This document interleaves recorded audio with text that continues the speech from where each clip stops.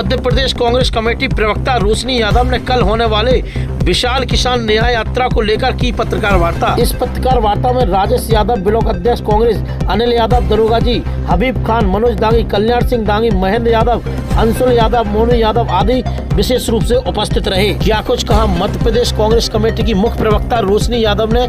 देखिए निवाड़ी जिला मुख्यालय से अमित जोशी की खास रिपोर्ट। निवाड़ी जिले की अन्य खबरें देखने के लिए चैनल को लाइक व सब्सक्राइब जरूर करें।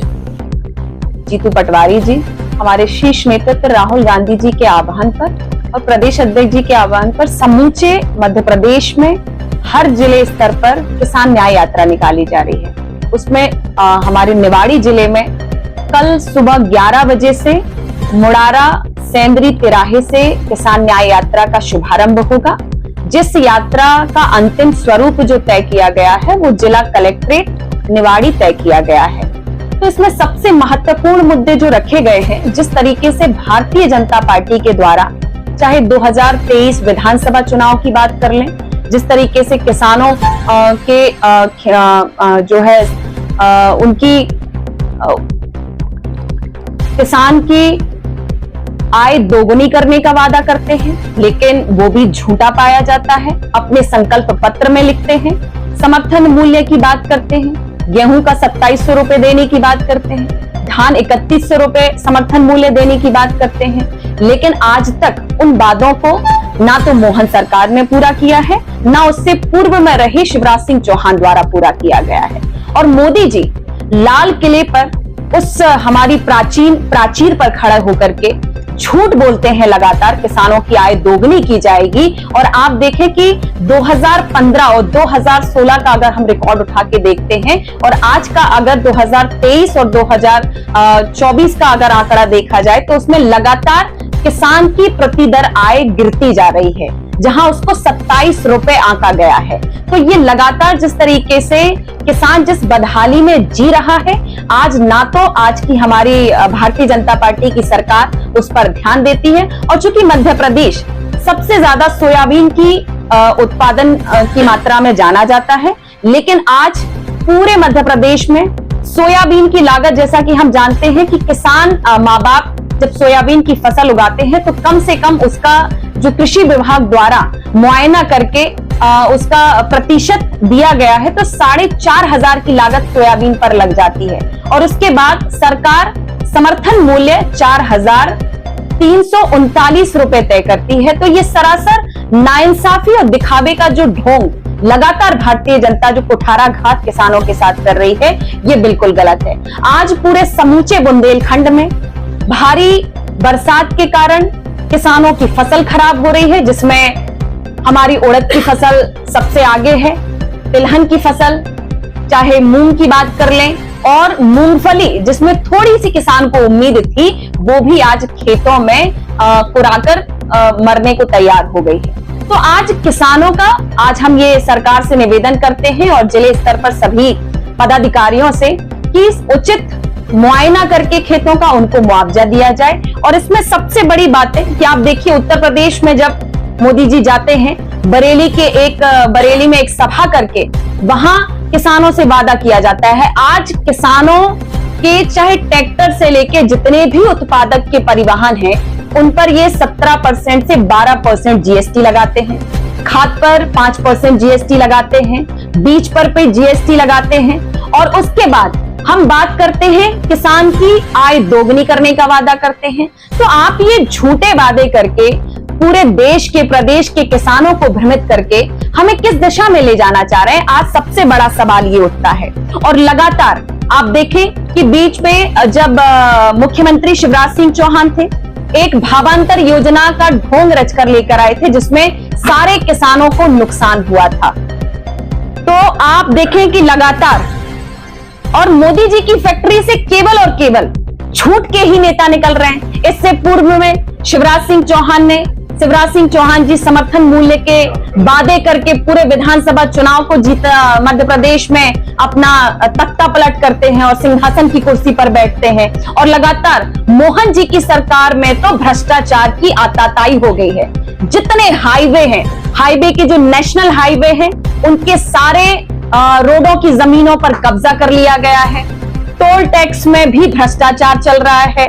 उसके बावजूद आप देखिए कि इनके घोषणा पत्र में आज दलितों पे अत्याचार में मध्य प्रदेश नंबर 1 हो गया है, महिला अत्याचार में मध्य प्रदेश नंबर 1 हो गया है, और इनको शर्म नहीं आती। ये खुद को कहते हैं महिलाओं के रक्षक और एक कहा करते थे अपने आप को मम्मा, लेकिन ना तो भांजियों की मर्यादा और उनका सम्मान बचा पा रहे हैं। आज पूरा मध्य प्रदेश शर्मसार होता है। अभी कल ही की घटना में एक 3.5 साल की बेटी के साथ दुराचार होता है और कितना जघन्य अपराध होता है। और लगातार उस महाकाल की उज्जैन की नगरी में जहां हम सब आशीर्वाद लेने जाते हैं, एक बहन के साथ अत्याचार होता है और उस जो हमारी सरहद, हमारी बॉर्डर का सम्मान करता है, उस व्यक्ति आर्मी की महिला मित्र के साथ यहां जघन्य अपराध होता है।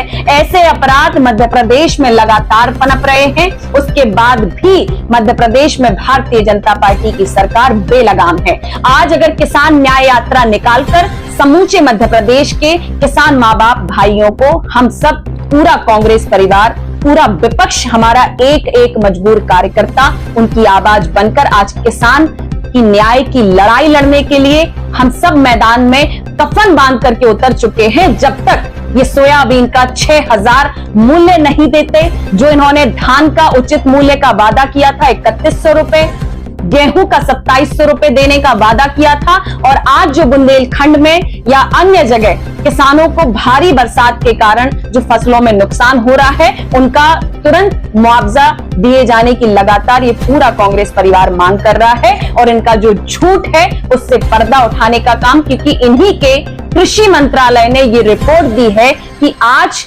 अगर हम पिछले रिकॉर्ड के अनुसार देखें तो मध्य प्रदेश का किसान की जो लाखों हेक्टेयर में जो मुआवजा बढ़ना चाहिए था, जो पैमाना बढ़ना चाहिए था, वो लगातार घटता जा रहा है। लेकिन भारतीय जनता पार्टी के नेता अपने अपने मंचों पर खड़े होकर झूठ परोसने का काम करते हैं। तो मेरा पूरा कांग्रेस परिवार और हमारे आदरणीय राष्ट्रीय नेतृत्व राहुल गांधी जी और प्रदेश अध्यक्ष जीतू पटवारी जी के नेतृत्व में सभी ने अपने सर पे कफन बांधा है कि हम विपक्ष में खड़े होकर के समूचे मध्य प्रदेश के माता पिता की अत्याचार, भ्रष्टाचार, किसान न्याय की लड़ाई लड़ेंगे, बेरोजगारी की लड़ाई लड़ेंगे। बहुत बहुत हमारी जिला देखिए, परसीमन तो ये चूंकि एक आधिकारिक सूचना होती है, इसमें हम और आप कुछ तय नहीं कर सकते। तो परसीमन का जब भी एक दायरा निकल कर आएगा, तो परसीमन चूंकि ये एक नैतिक प्रतिक्रिया है, तो ये मुझे लगता है 2026 एक अनुमान लगाया जा रहा है। क्योंकि आपने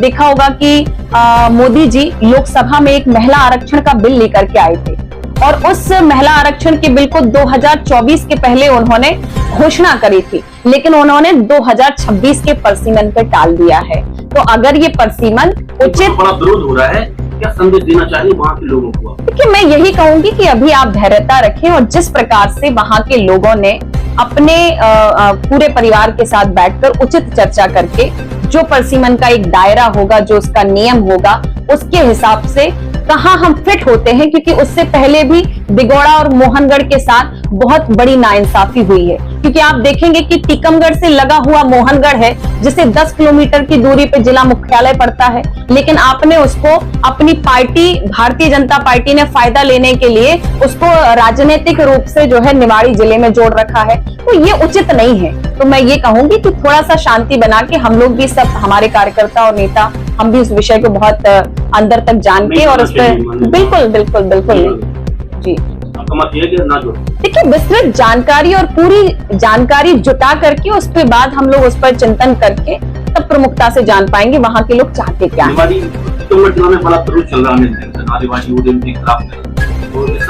जिला के संदर्भ में क्या कहेंगी आप? वहाँ ये सही हो रहा है क्या है? देखिए, नारेबाजी का विषय क्या है मैं नहीं जान पाई हूँ, थोड़ा सा आप मुझे इस पर प्रकाश डालेंगे। क्योंकि शामिल रहना चाहिए बिल्कुल, क्योंकि देखिए उनके लिए जो उचित दूरी के हिसाब से अगर हम देखते हैं, और कोई भी अगर आज निवाड़ी जिले की हम सब मांग कर रहे थे, तो क्यों मांग कर रहे थे? क्योंकि जब सेंदरी का व्यक्ति चल करके निवाड़ी आता है तो उसको 80 किलोमीटर और वो अगर टीकमगढ़ जाता है उसको 150 पार कर जाता है। तो उस हिसाब से अगर मैं सुविधाजनक देखूं कि मेरे परिवार को, मेरे क्षेत्र के लोगों को कहाँ सुविधा मिलेगी, तो टीकमगढ़ और दिगौड़ा, मोहनगढ़, टीकमगढ़ में ही रहना चाहिए। ये बिल्कुल उचित है, उनकी मांग उचित है। निवाड़ी जिला मुख्यालय से अमित जोशी की खास रिपोर्ट।